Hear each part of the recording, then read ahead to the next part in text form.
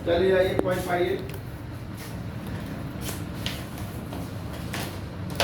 जैसा कि आप लगातार क्लास कर रहे हैं, अब संविधान की क्लास हम लोग की समाप्ति की ओर बढ़ रही है। एक लंबे अंतराल तक हम लोग संविधान पर लगातार काम किए हैं। इसमें राजभाषा के बारे में हम लोग पढ़ रहे थे। कल मोदी जी तमिलनाडु के दौरे पर गए थे और तमिलनाडु का मुख्यमंत्री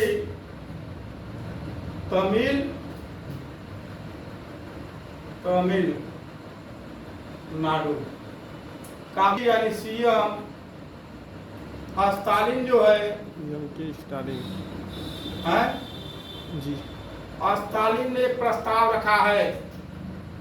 भारत के पीएम कल दौरे पर थे, कहाँ? तमिलनाडु के, यानी मोदी जी। मोदी जी से प्रस्ताव रखा है, स्टालिन ने क्या रखा है कि तमिल भाषा को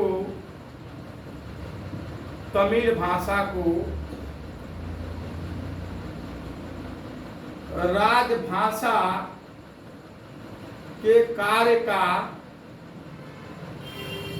दर्जा प्रदान किया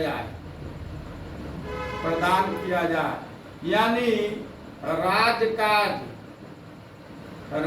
कार्य में क्या किया जाए, प्रयोग किया जाए। यानी केंद्र सरकार अपना राज्य कर ही रहे हैं, लेकिन केंद्र सरकार से प्रस्ताव रख रहा है कि तमिल भाषा को, तमिलनाडु तमिलों का है, तमिल एक भाषा है, राजभाषा घोषित है पहले से।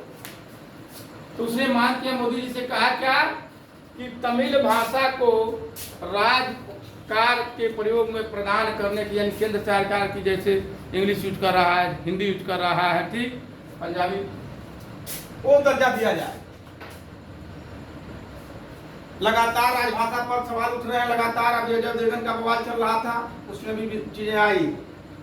तो भारतीय संविधान के अनुच्छेद 344 के खंड क्लास 1 में राजभाषा आयोग के गठन का क्या है, उपबंध। परीक्षा में पूछेगा कि राजभाषा आयोग का गठन का उपबंध भारत के संविधान के किस अनुच्छेद में है। तो आपको ऑप्शन में टिक मारना होगा कि अनुच्छेद 344। अगर खंड पूछ गया तो खंड 1 यानी क्लास 1 में राजभाषा आयोग के गठन का उपबंध है, पहली पॉइंट। दूसरी पॉइंट है कि राजभाषा आयोग के गठन का अधिकार किसके हाथ में है, राष्ट्रपति के। यानी राजभाषा आयोग का गठन कौन कराएगा, राष्ट्रपति कराएगा। परीक्षा में बहुत पूछेगा। इसके अध्यक्ष की नियुक्ति कौन करेगा, भारत का राष्ट्रपति करेगा। इसके सदस्यों की नियुक्ति कौन करेगा, भारत का राष्ट्रपति करेगा। और कह रहा है जिस समय एक अध्यक्ष होगा, क्या होगा, एक अध्यक्ष यानी प्रेसिडेंट, और 8वीं अनुसूची भाषा संबंधित सूची है। टोटल भारत के संविधान में कितनी अनुसूचियां हैं, 12 अनुसूचियां हैं। 12 अनुसूची, कितने भाग हैं, 22 भाग है। टोटल कितने अनुच्छेद हैं, 395, ठीक। 12 अनुसूची, 22 भाग, 395 अनुच्छेद वर्तमान में यही है। जिसमें 8वीं अनुसूची है, 8वीं अनुसूची ये भाषा से जुड़ी हुई है, ठीक। इसमें भाषा संबंधित उल्लेख है, उनकी संख्या है 22 भाषा में उल्लेखित है, ठीक। तो 8वीं अनुसूची के भी निर्दिष्ट विभिन्न भाषाओं का प्रतिनिधित्व करने वाले ऐसे अन्य सदस्यों से मिलकर बनेगा, जिनको कि राष्ट्रपति क्या करेगा, नियुक्त करेगा।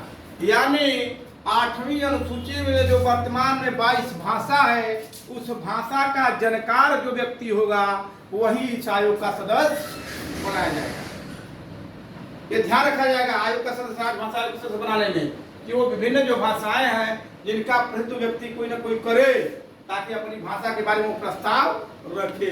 जिस तरीके से आप विधायक चुनते हैं, सांसद चुनते हैं, ताकि हमारी बात क्या कर सके, जो यहाँ के सवाल हैं वो सदन में देश के उठा सके, वो राष्ट्रीय मुद्दा बना सके, ठीक।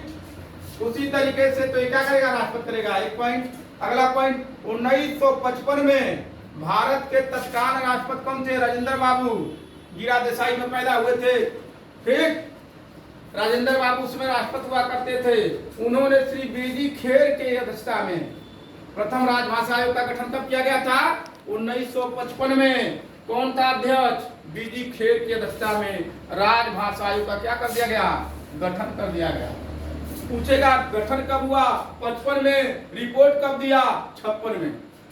फिर जिसमें 8वीं अनुसूची में उस समय दिए गए 14 भाषा, उसमें 14 भाषा था के 20 प्रतिनिधि सदस्यों के रूप में अपने विचारों को अभिव्यक्त करने के लिए विचारों का व्यक्ति का अधिकार किस अनुच्छेद में है? फंडामेंटल राइट, मौलिक अधिकार के कौन सा अनुच्छेद है? अभिव्यक्ति की स्वतंत्रता का अधिकार, अभिव्यक्ति के स्वतंत्रता का अधिकार। अरे भाई अनुच्छेद 19 में नहीं है। अनुच्छेद 19 क्या कहता है? कहीं भी भाषण करने, प्रतियोगिता करने, अपनी बात रखने का सबको क्या है? समान अधिकार है। ठीक, तो व्यक्ति की स्वतंत्रता कर रहा है। अपने विचारों को व्यक्त करने के लिए रखे गए थे। बीडी खेर ने 1956 में अपनी रिपोर्ट क्या दी?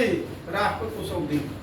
तो पूछता है कि राजभाषा आयोग का गठन कब हुआ था, उसका अध्यक्ष कौन था, और उसने उन्होंने अपनी रिपोर्ट सरकार को सौंपी 1956 में।